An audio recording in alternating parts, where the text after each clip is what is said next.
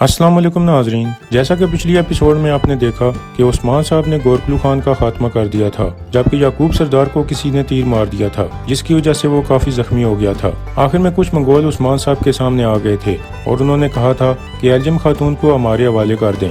इस एपिसोड के आगाज में सादत खातून बाला खातून पर हमला कर रही होती है, लेकिन बाला खातून उसका हमला नाकाम करके उसे थप्पड़ मार देती है और कहती है बहुत हो गया, होश में आओ। इतने में अलाउद्दीन और गोंजा भी हरकत में आ जाते हैं। गोंजा जोर से अपने भाई और वालिदा को रुकने को कहती है और अलाउद्दीन को कहती है कि कुछ करो, मेरे बाबा मर रहे हैं। इसके बाद अलाउद्दीन एक शीशी याकूब सरदार को सुंघाने लगता है, लेकिन वो होश में नहीं आता। दूसरी तरफ मंगोल उस्मान साहब पर हमला कर देते हैं। इस तरह लड़ाई शुरू हो जाती है। उस्मान साहब, बुरहान और एल्जिम खातून मंगोलों का खात्मा करने लगते हैं। इतने में उस्मान साहब के सिपाही भी वहाँ पहुँच जाते हैं और बाकी मंगोलों को तीरों का निशाना बना डालते हैं। इस तरह सब मंगोल मारे जाते हैं। सिपाही करीब आते हैं तो उस्मान साहब कहते हैं ये हमलावर मंगोल थे, इन्होंने काइयों का लिबास पहना हुआ था। बाइंदर पूछता है इसकी वजह क्या है हुजूर? तो उस्मान साहब कहते हैं जिसने यानी शहर में याकूब सरदार पर हमला किया है वो भी काई लिबास में था। ऐसा लगता है कि वो काई और दरमियान वालों के दरमियान जंग करवाना चाहते हैं। दूसरी तरफ याकूब सरदार बेहोश था। गोंजा और सादत खातून मुसलसल रो रही थी, जबकि मेमत शदीद गुस्से में था। इतने में मालूम खातून भी आ जाती है। अलाउद्दीन याकूब सरदार को होश में लाने की कोशिश कर रहा था। इसके बाद वो जोर जोर से याकूब सरदार को झटके देने लगता है। दूसरी तरफ बुरहान कह रहा था गोरखलू खान तो मारा गया, अब इनके पीछे कौन है? तो एल्जिम खातून कहती है ताजुद्दीन नोयान। वो अपनी फौज लाने से पहले काइयों को कमजोर करना चाहता है। भागने से पहले मैंने उनकी गुफ्तगू सुन ली थी। ये सुनकर उस्मान साहब कहते हैं अब इस मामले की समझ आ रही है। इसके बाद एल्जिम कहती है उस्मान साहब, मैं अपने घर वालों को उसके हाथ में नहीं छोड़ूंगी, मेरी मदद करें। फिर उस्मान साहब कहते हैं बुरहान, तुम एल्जिम खातून के साथ जाकर गुंदुज बे और उसके भाई की बीवी को छुड़ाने जाओगे। बुरहान और कनूर, आप लोग मेरे साथ आओगे, हम यानी शहर जा रहे हैं। अगर याकूब सरदार को कुछ हो गया तो हालात हमारे काबू से बाहर हो जाएंगे। ये कहकर उस्मान साहब हरकत में आ जाते हैं। दूसरी तरफ अलाउद्दीन याकूब सरदार को मुसलसल झटके देकर होश में लाने की कोशिश कर रहा था। इतने में मेमत अपने आप को छुड़ाकर अलाउद्दीन को पकड़ लेता है और अपना खंजर उसकी गर्दन पर रखकर कहता है मैं तुम्हारी जान ले लूंगा अलाउद्दीन। यह देखकर सब लोग मेमत को रोकने की कोशिश करने लगते हैं। इतने में याकूब सरदार होश में आने लगता है तो सादत कहती है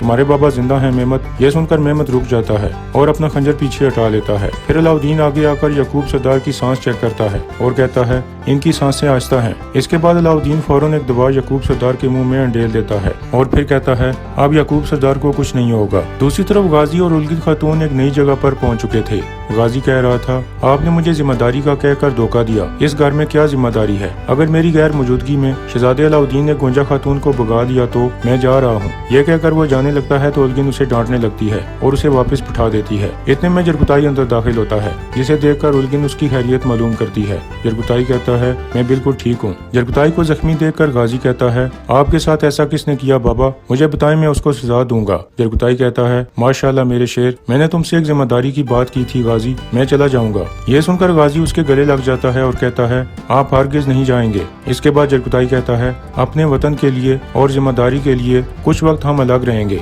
हम मिलकर एक खुफिया काम करेंगे, मगर किसी को पता नहीं चलेगा। वो राज अब तुम्हारा राज है। ये तुम्हारी पहली जिम्मेदारी है गाजी अल, और ये जिम्मेदारी बहुत अहम है। इसके बारे में मैं तुम्हारी वालिदा और उस्मान साहब के अलावा कोई नहीं जानता। इधर यानी शहर में याकूब सरदार मुकम्मल होश में आ चुका था। इतने में उस्मान साहब अंदर आते हैं तो मेमत गुस्से में आगे बढ़ता है। बुरहान गुस्से में उसे रोक देता है। याकूब सरदार कहता है मेमत रुक जाओ। फिर उस्मान साहब कहते हैं अपने वालिद की सुन लो ताकि तुम्हारी जिंदगी लंबी हो, अब हर कोई बाहर चला जाए, मैं याकूब साहब के साथ अकेले में बात करना चाहता हूँ। यह सुनकर सब लोग बाहर निकल जाते हैं। उनके जाने के बाद उस्मान साहब याकूब सरदार के करीब आ जाते हैं। याकूब सरदार कहता है सबसे पहले मैं अल्लाह का शुक्र अदा करता हूँ और फिर आपके बेटे अलाउद्दीन का शुक्रिया अदा करता हूँ जिसकी वजह से मैं जिंदा हूँ। उस्मान साहब अब बताएं मुझे मेरी जान लेने की कोशिश किसने की? उस्मान साहब कहते हैं ताजुद्दीन नोयान। यह सुनकर याकूब सरदार कहता है ओलजा एतू खान का भतीजा ताजुद्दीन नोयान मुझे मार कर क्या हासिल करना चाहता है? तो उस्मान साहब कहते हैं याकूब साहब वो जानते हैं कि आप अपने बच्चों को जासूसों के तौर पर इस्तेमाल कर रहे हैं, वो आपकी कमजोरी से अच्छी तरह वाकिफ हैं। अब बताएं अगर आप यहाँ मारे जाते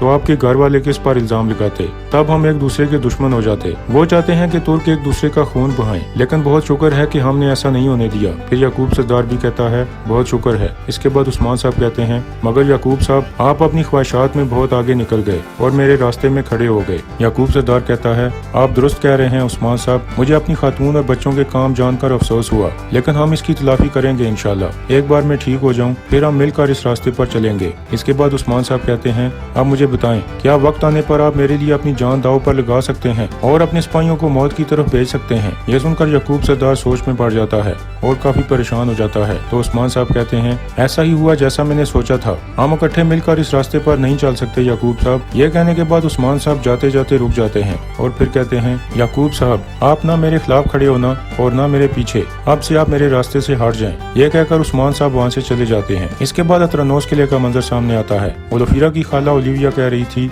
अपना हाल देखो, जिस आदमी के लिए तुम रो रही हो वो हमारा दुश्मन है और हान और उसके घर वाले हमें सिर्फ तबाह करना चाहते हैं। ये इश्क मोहब्बत सब झूठ है, अपनी आंखें खोलो, अब से तुम मजीद उसके धोखे में नहीं आओगी, हत्ता कि तुम उसका नाम भी नहीं लोगी। इसके बाद ओलिफिरा उठकर वहाँ से चली जाती है। उसके जाने के बाद ओलिविया एक सिपाही को अंदर बुलाकर कहती है, गवर्नरों को पैगाम भेजो, गोरगुलू खान की मौत ने हर चीज खराब कर दी, अब हमें इकट्ठे होकर नया मंसूबा बनाना होगा। तमाम गवर्नरों को मेरे किले में आने की दावत दो। इसके बाद रात का वक्त हो जाता है। एक जगह पर एल्जिम खातून ओरहान को मंगोलों की पोजीशनों के बारे में मालूमात दे रही थी। इसके बाद ओरहान कहता है, मुझे 10 बेहतरीन सिपाही चाहिए, हम अंदर दाखिल होने के लिए अपना सबसे बेहतरीन हथियार इस्तेमाल करेंगे, चलें, हम सुबह सवेरे रवाना हो जाएंगे। दूसरी तरफ यानी शहर में याकूब सरदार कह रहा था, मेमत अभी नौजवान है, उसने गलती की, मगर तुम कौन होती हो कि मेरी बेटी को एक जासूस बनाओ? सादत कहती है, मैं इसकी माँ हूँ और आपकी बीवी हूँ याकूब साहब, मैंने जो भी किया वो हमारे मुस्तकबिल के लिए किया। याकूब सरदार कहता है, एक और लफ्ज भी मत कहना, तुमने मेरा सर झुका दिया सादत, अब जाकर खवातीन से माफी मांगो।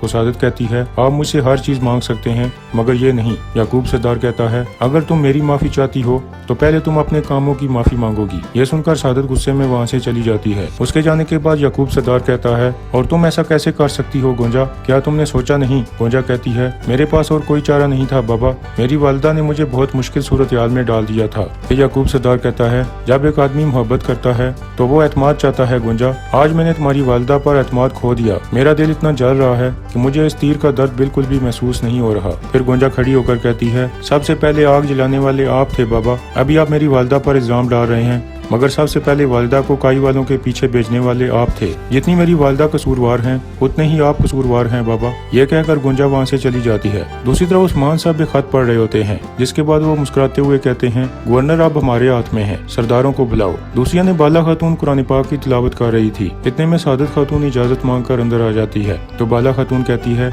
बोलिए सादत खातून, मैं सुन रही हूँ। फिर सादत कहती है, याकूब साहब अल्लाह की मेहरबानी से सेहतयाब हो गए हैं, तुम और अलाउद्दीन ने बहुत मदद की, मैं यहाँ शुक्रिया अदा करने आई हूँ। बाला खातून कहती है, हमने अपनी जिम्मेदारी निभाई सादत खातून। फिर सादत कहती है, मेरी बात समझो बाला खातून, जब मेरा शोहर बिस्तरे मर्ग पर था तो मैं अपनी होश खो बैठी, मुझे माफ कर दो। ये सुनकर बाला खातून कहती है, आपने अभी अपना होश खोया है सादत खातून, एक इंसान अपनी बेटी को कैसे जासूस बना सकता है, आप किस तरह की माँ हो। फिर सादत कहती है, मेरा कोई बुरा इरादा नहीं था, इसको गलत समझा गया, मेरी जिम्मेदारी से पहले ही वो एक दूसरे की मोहब्बत में पड़ गए। बाला खातून कहती है, आपने दोनों बच्चों की मोहब्बत को गंदा कर दिया। इसके बाद सादत कहती है, जो होना था हो गया, मैं अपने किए की कीमत चुका रही हूँ और आप मुझे मेरे हुकूक माफ कर दें। यह कहकर वो अपना हाथ आगे बढ़ाती है। बाला खातून कहती है, मैं तुमसे हाथ नहीं मिलाऊंगी सादत, अगर किसी दिन मुझे लगा कि तुम वाकई अपने किए पर शर्मिंदा हो तो उस दिन हाथ मिला लूंगी। यह सुनकर सादत अपना हाथ पीछे कर लेती है। फिर बाला खातून कहती है, आपसे कुछ भी करने से पहले अच्छी तरह सोच लेना। इसके बाद सादत बगैर कुछ कहे बाहर निकल जाती है।